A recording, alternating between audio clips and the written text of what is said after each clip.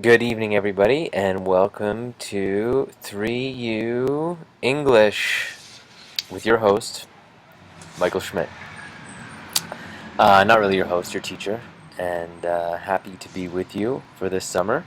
I am going to be posting quite a number of these videos, and they are very important. I'd say really important in the sense that I often will clarify assignments and kind of go through my own personal expectations. It also gives you a little bit of a face behind a name, which is often helpful when trying to feel at home in a course. So I'm just going to go through a few things here. Who am I? Again, the name is Mr. Schmidt. I've taught in the TCDSB for quite some time. I've been at 3 different schools. I started my career at Mary Ward. Love that school. Surplus from it, unfortunately, had to leave.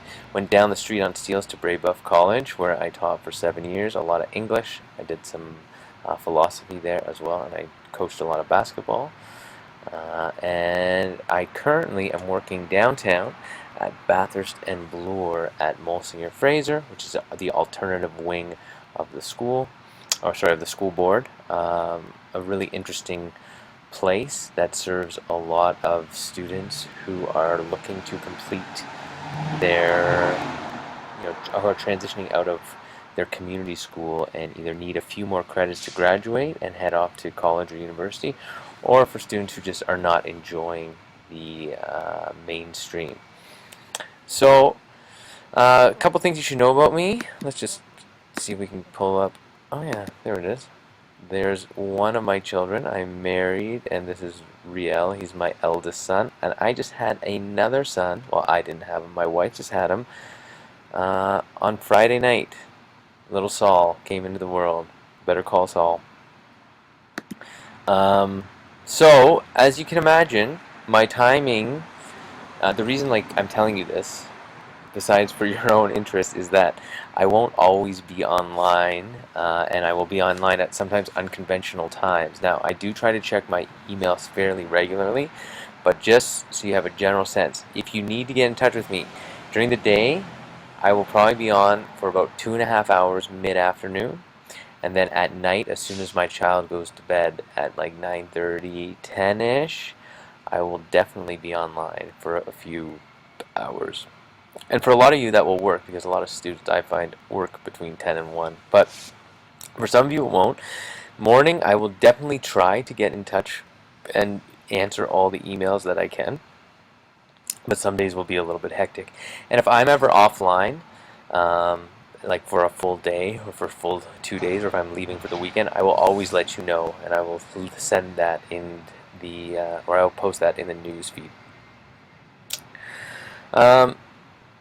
That was number 1. We're jumping straight to number... Oh no, we did number 2. Number 3. Generally speaking, just so you know, I'm trying to create a course that has a culture of success. We are not trying to, dissuade you from continuing. We're not trying to discourage you. We're trying to do the opposite. And the difficulty with online learning is it moves so fast, and you have a lot of assignments. So what we've done, myself and 4 other teachers who are collaborating on this course, we've really tried to narrow it down to make this fair, and hopefully you don't get confused too much by D2L in the next few days. And if you do, we're here to support you, and I am going to do my best to help you out. I wrote here, push hard, it's only 30 days, which is pretty obvious. If you can put in a few hours every single day, you will do well in this course. And then I also want to say, one of the ways that you can be successful is by staying ahead of the game. My policy is that you are able and allowed to resubmit an assignment until that Dropbox is closed. So until the final due date of the project. And I will give you audio feedback up until that final draft, which means you can revise and revise and revise. And the point of that is just to motivate you to, if you are motivated by getting a good mark, to work a little bit harder and take, let's say, a little bit of feedback on a piece of writing that might be 80% and try to bump it up to an 85%. and in the past, a lot of students have done so, and they've done quite well. Okay, let's talk a little bit about navigating D2L.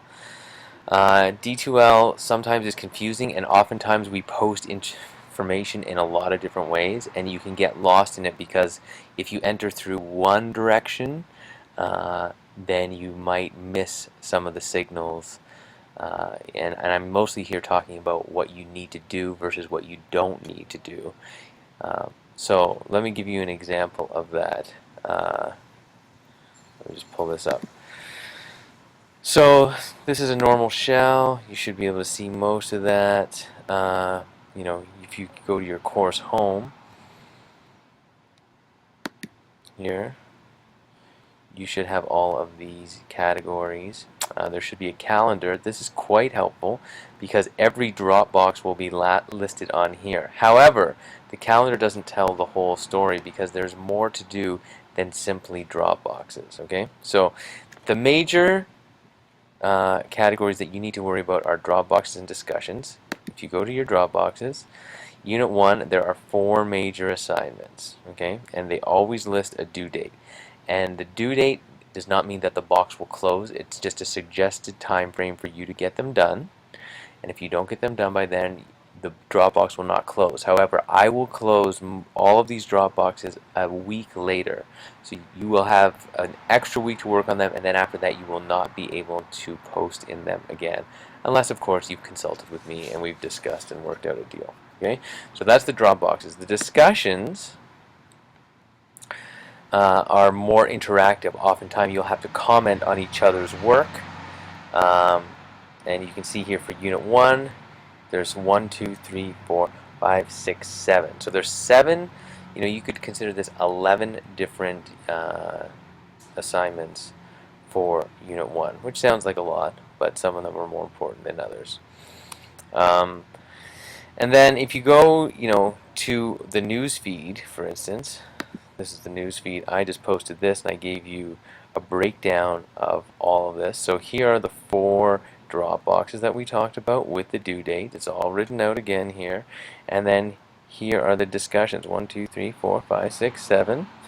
And it kind of explains how they're weighted in terms of worth, so you know what to work on. And then it also provides an even more in-depth guide to what has to be done. So it talks about discussion posts, it talks about the formal assessments that are due, but it also talks about the work that has to do. So if you're not, let's put it this way, if you're not doing something formal for assessment that we are going to mark in either the Dropbox or the discussion, the third type of work you might be doing, you could call it busy work, but it's not. It's really preparatory work so that your assignments are good. It's like doing, a good example would be you're writing or you're reading a novel, and there'll be some discussion questions or some reflection questions, I guess.